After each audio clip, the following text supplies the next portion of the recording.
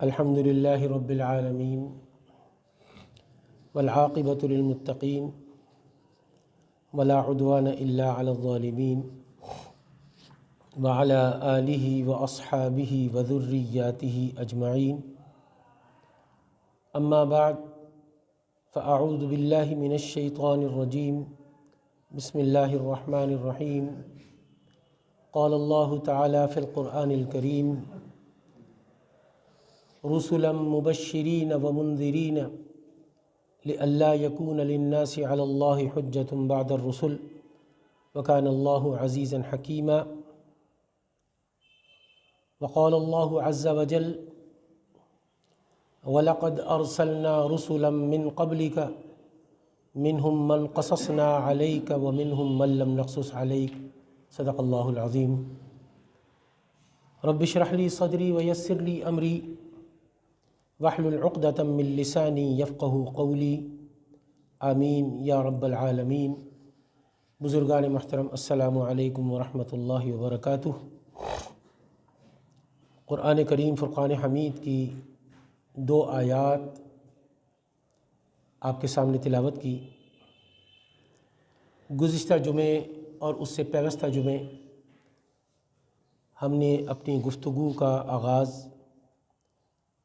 اسی پہلی آیت سے ہم نے کیا تھا کہ رسلا مبشرین ومنذرین لئلا یکون للناس علی اللہ حجة بعد الرسل وکان اللہ عزیزا حکیما۔ ہم نے اپنے ان رسولوں کو بھیجا بشارت دینے والا بنا کر، ومنذرین لئلا یکون للناس، اور خبردار کرنے والے بنا کر، لئلا یکون للناس علی اللہ حجة بعد الرسل، اہل حق کے لیے، طالبان ہدایت کے لیے، صحیح راہ پر چلنے والوں کے لیے وہ مبشر ہیں، بشارت دینے والے ہیں کہ ان کے لیے جنت نعیم ہے، نہایت روشن مستقبل منتظر ہے ان کا، اور گمراہی اختیار کرنے والوں کے لیے، گمراہی کی روش اختیار کرنے والوں کے لیے وہ خبردار کرنے والے ہیں، تاکہ لوگوں کے پاس اللہ کے مقابل اللہ کے ہاں کوئی حجت باقی نہ رہے۔ رسولوں کے بعد وہ کوئی عذر پیش نہ کر سکیں، محاسبہ اخروی کے وقت، یوم الدین کے وقت، یوم القیامہ کے وقت کوئی بہانہ نہ بنا سکیں۔ وکان اللہ عزیزا حکیما، اللہ زبردست ہے، وہ جس طرح چاہے حساب لے، اس کا اختیار مطلق ہے، اسے کوئی پوچھنے والا نہیں، لیکن وہ حکیم بھی ہے۔ اس نے اپنی اس باز پرس کے لیے ایک نہایت حکمت بھرا نظام تجویز فرمایا ہے، اور یہی ہے وہ نظام جس کی اہم ترین کڑی ہے سلسلہ نبوت و رسالت۔ دوسری آیت مبارکہ جو میں نے ابھی تلاوت کی، وَلَقَدْ أَرْسَلْنَا رُسُلًا مِّن قَبْلِكَ مِنْهُمْ مَنْ قَصَصْنَا عَلَيْكَ وَمِنْهُمْ مَنْ لَمْ نَقْصُصْ عَلَيْكَ، یہ ہمیں نبوت کی تاریخ بتلاتی ہے۔ از روئے قرآن کریم فرقان حمید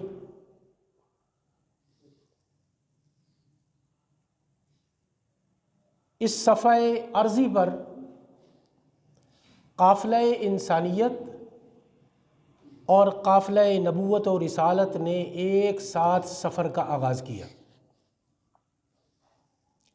یعنی پہلے انسان حضرت آدم علیہ السلام اللہ کے پہلے نبی بھی تھے، اور آدم ثانی یعنی حضرت نوح علیہ السلام اللہ کے پہلے رسول تھے۔ اس کے بعد قافلہ آدمیت اور قافلہ نبوت و رسالت ساتھ ساتھ سفر جاری رکھتے رہے، یہ سلسلہ چلتا رہا، ایک طرف مادی ارتقاء کا عمل جاری رہا، وسائل و ذرائع میں ترقی ہوتی چلی گئی، انسان کے مادی علوم کا دائرہ وسیع سے وسیع تر ہوتا چلا گیا، تو ساتھ ساتھ ہدایت آسمانی، ہدایت خداوندی بھی ارتقائی مراحل طے کرتے چلی گئی،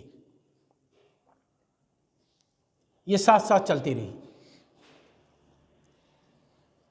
اور پھر نبوت اپنے نقطہ عروج کو پہنچ گئی حضرت ابراہیم علیہ السلام کی ذات مبارکہ میں، اور بالآخر ختم ہو گئی اور اختتام کو پہنچ گئی محمد الرسول اللہ صلی اللہ علیہ وآلہ وسلم کی مقدس شخصیت میں، اور رسالت اپنے نقطہ عروج کو پہنچی حضور سرور کونین صلی اللہ علیہ وآلہ وسلم کی ذات مبارکہ میں،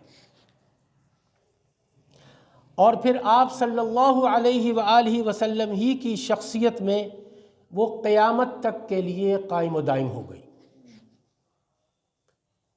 ما کان محمد ابا احد من رجالکم ولکن رسول اللہ وخاتم النبیین، اللہ وحدہ لا شریک نے مہر لگا دی خاتم النبیین کی، حضور سرور کونین صلی اللہ علیہ وآلہ وسلم کی نبوت و رسالت پر۔ اگرچہ ہم یقین سے نہیں کہہ سکتے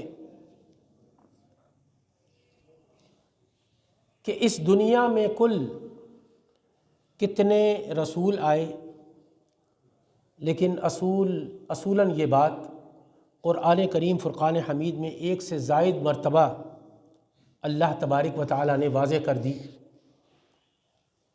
کہ انبیاء اور رسول صرف وہی نہیں جن کا قرآن کریم فرقان حمید میں ذکر ہے۔ جو آیت مبارکہ آغاز میں نے تلاوت کی، یہ سورہ مومن کی آیت نمبر 87 کا پہلا جز ہے، اور یہی مضمون سورۃ النساء میں بھی وارد ہوا۔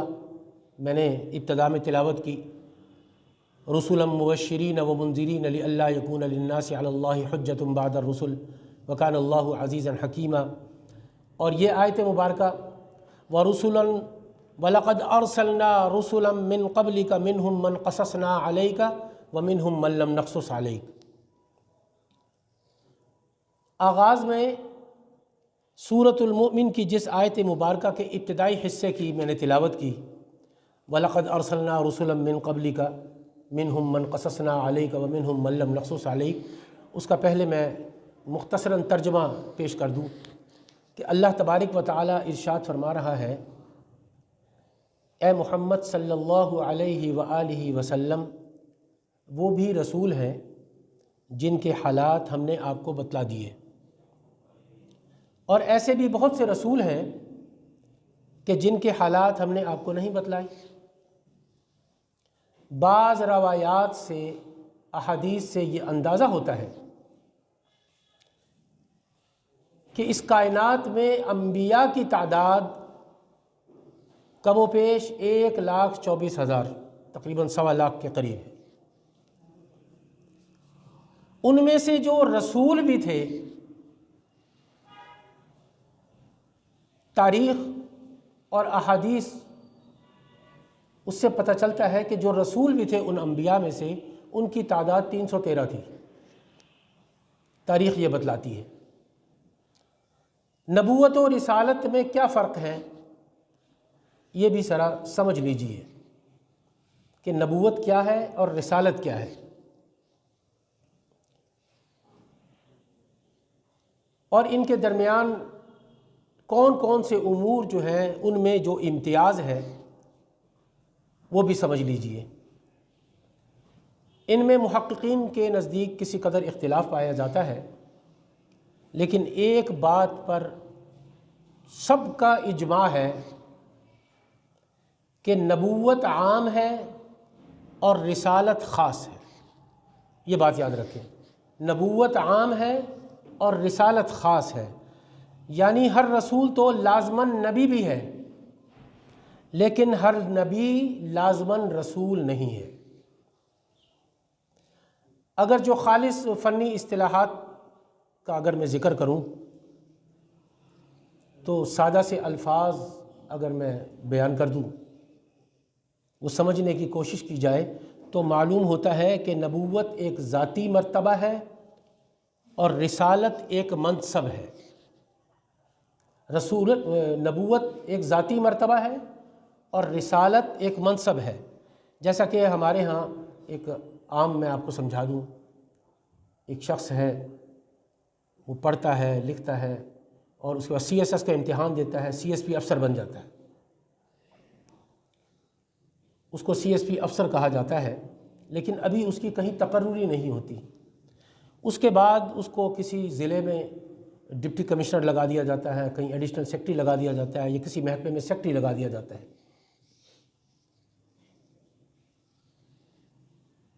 وہ اس عہدے پر فائز کر دیا جاتا ہے، یہ اس کا منصب ہے۔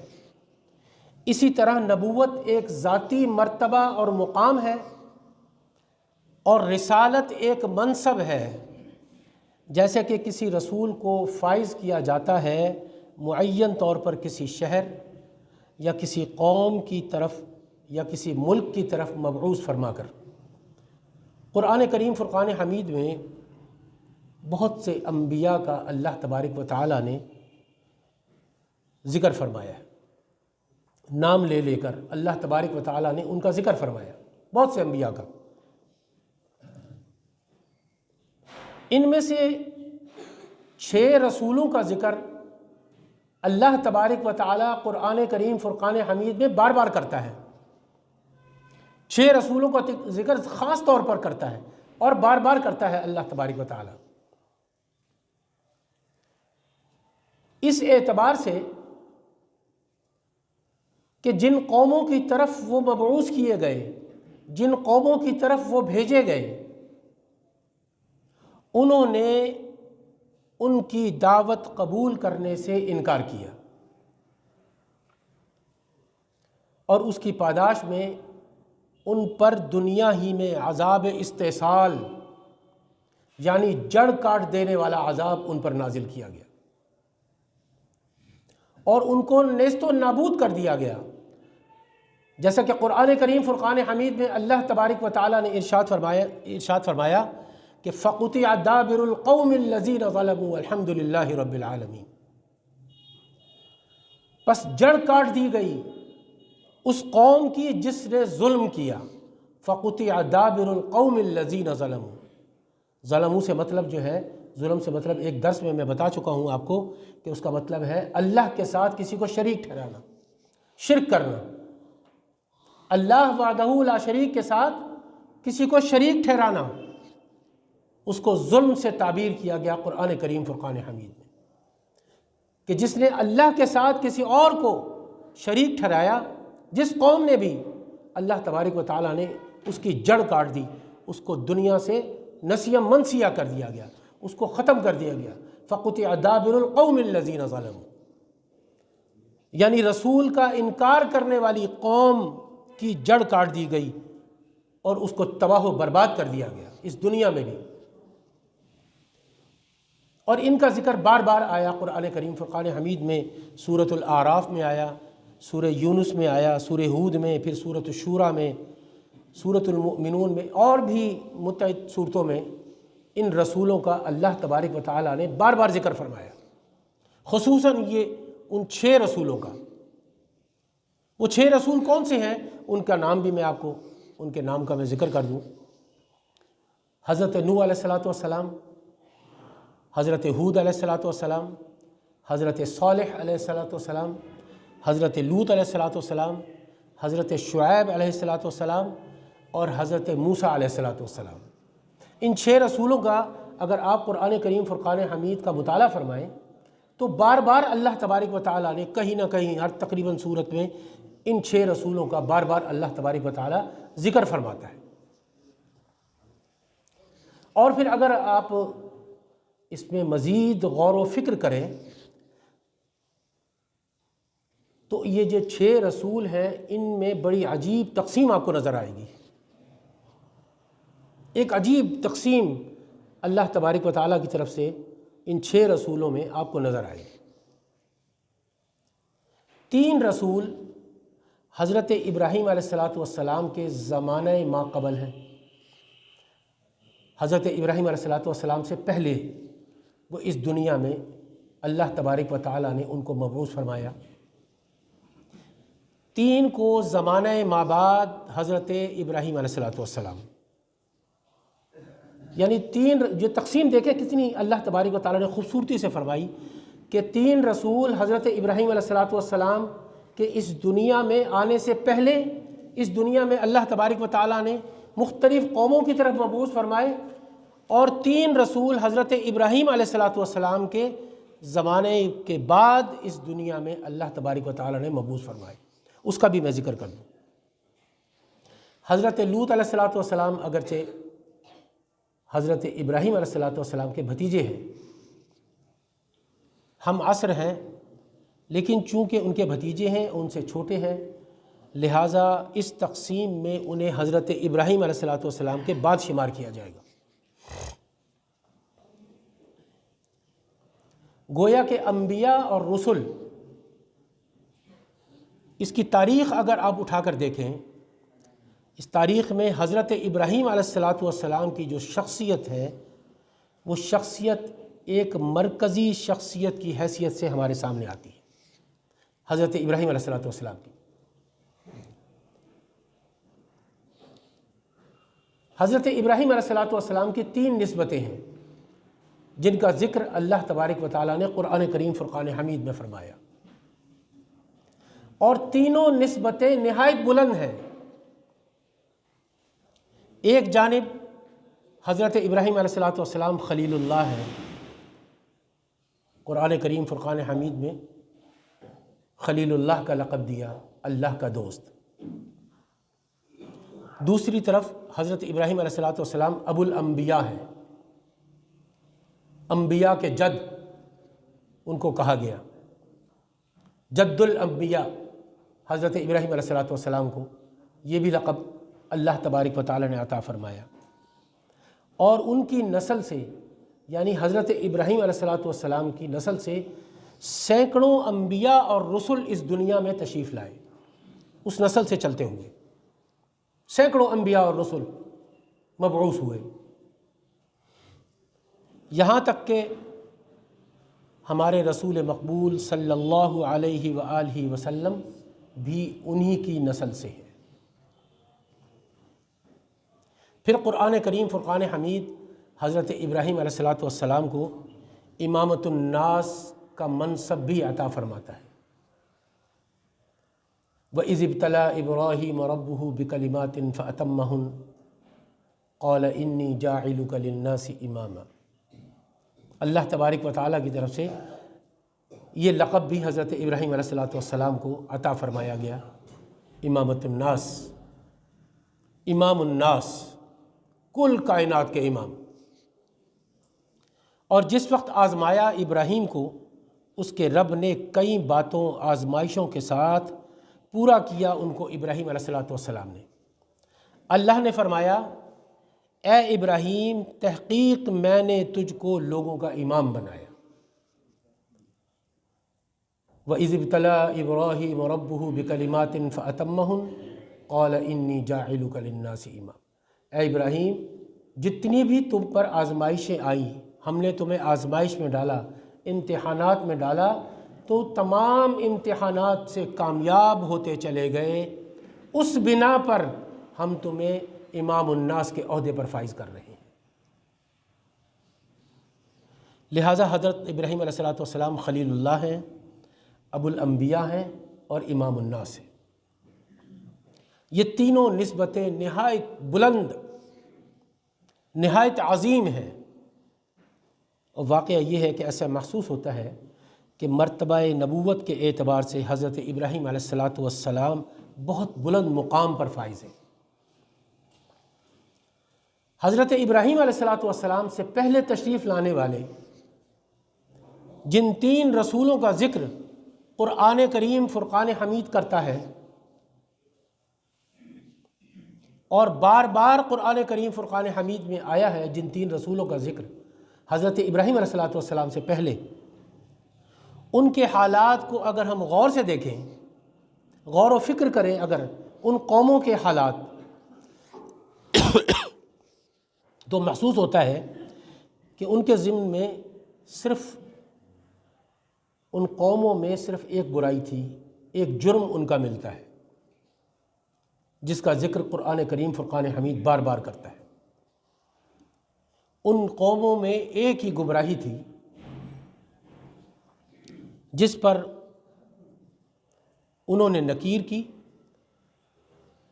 حضرت ان انبیاء نے، ان رسولوں نے ان کو روکا، روک ٹوک کی۔ اس کے علاوہ اور کوئی تمدنی، سماجی یا کسی اور طرح کی بے راہ روی کا ذکر اس دور کا نہیں ملتا۔ قوم نوح، قوم ہود اور قوم صالح، یعنی حضرت نوح علیہ السلام کی قوم، حضرت ہود علیہ السلام کی قوم اور حضرت صالح علیہ السلام کی قوم، قوم عاد اور قوم سمود، وہ جس کا ذکر میں پچھلی مرتبہ بھی کر چکا ہوں۔ ان کے زمانے میں ابھی تک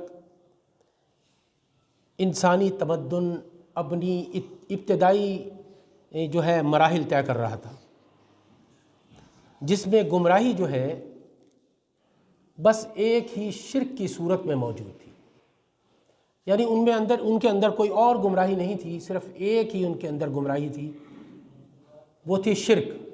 وہ اللہ کے ساتھ اور بھی بتوں کی پوجا کرتے تھے، اور بھی معبود بنائے ہوئے تھے انہوں نے۔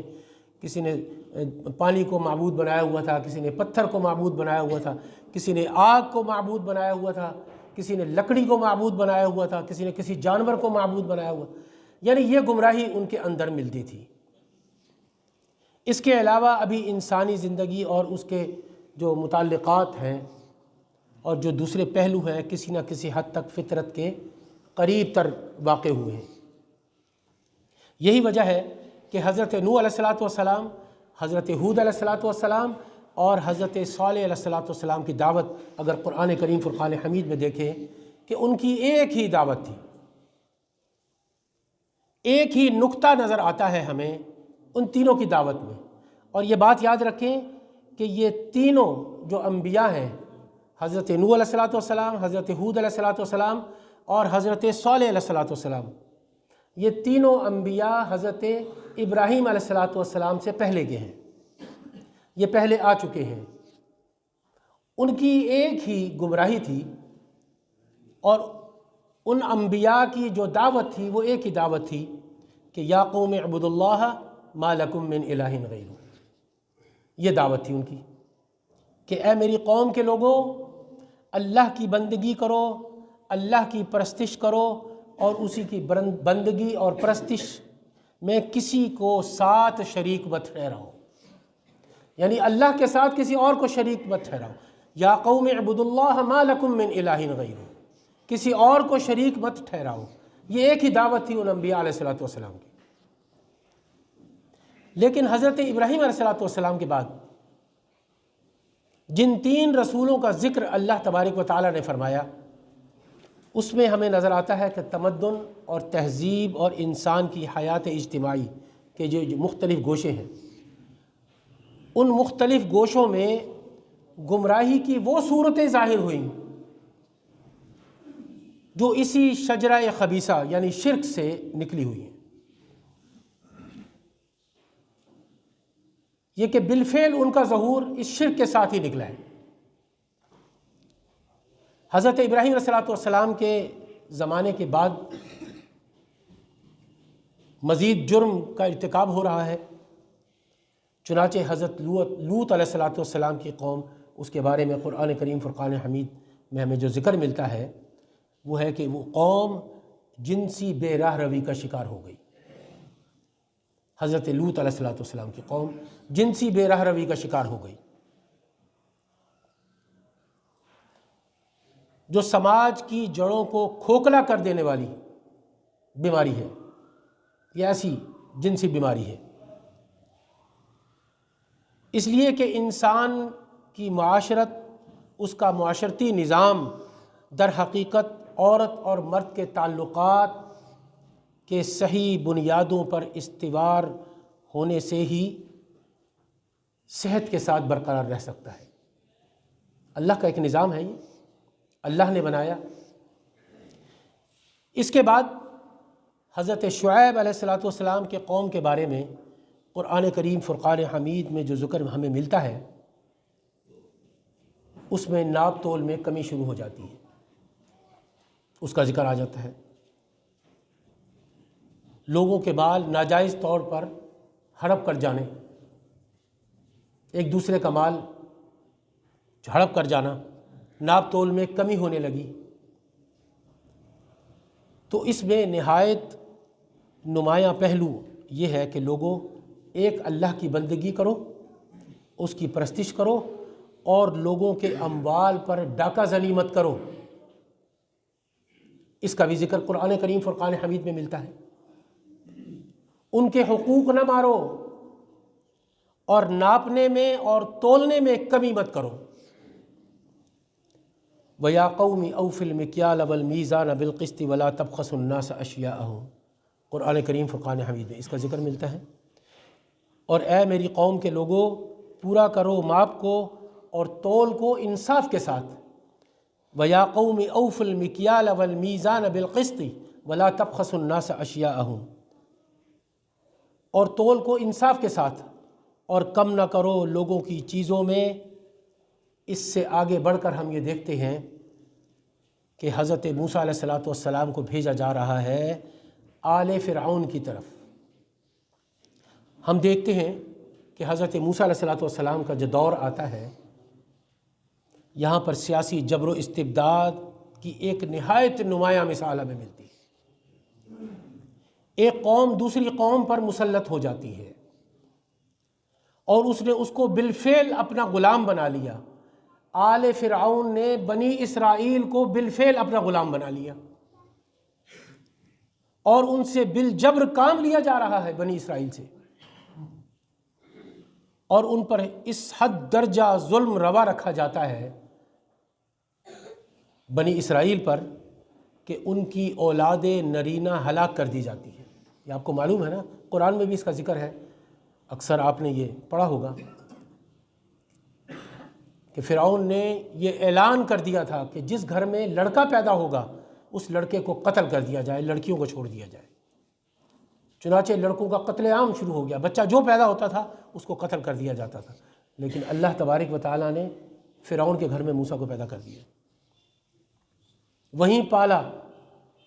فرعون کے گھر میں موسیٰ کی جو پال پوس ہوئی وہ وہیں ہوئی، وہیں جوان ہوئے حضرت موسیٰ علیہ السلام۔ یہاں حضرت موسیٰ علیہ السلام سامنے آتے ہیں، اس ظلم کے خلاف آواز بلند کرتے ہیں، ان ارسل معنا بنی اسرائیل۔ اس قوم کو جسے تم نے جبر اور ظلم کے شکنجے میں کسا ہوا ہے، اسے ہمارے ساتھ جانے کی اجازت دے دو۔ حضرت موسیٰ علیہ السلام فرعون کو کہہ رہے ہیں کہ اب اللہ نے مجھے یہاں مبعوث فرما دیا ہے بنی اسرائیل میں آ گیا ہوں، اب ظلم و جبر نہیں ہوگا، اب اس قوم کو میرے ساتھ جانے کی اجازت دے دو۔ ان ارسل معنا بنی اسرائیل، اللہ نے ان کو ارسال فرمایا بنی اسرائیل کی طرف۔ اگلے 3 جو رسول ہیں ان کا ذکر میں انشاءاللہ اگلے جمعے کروں گا۔ دعا کریں کہ اللہ تبارک و تعالی ہمیں ایمان نصیب فرمائے، اللہ تبارک و تعالی ہمیں جناب رسول اللہ صلی اللہ علیہ وآلہ وسلم کے بتلائے ہوئے راستے پر چلنے کی توفیق عطا فرمائے۔ وآخر دعوانا ان الحمد للہ رب العالمین۔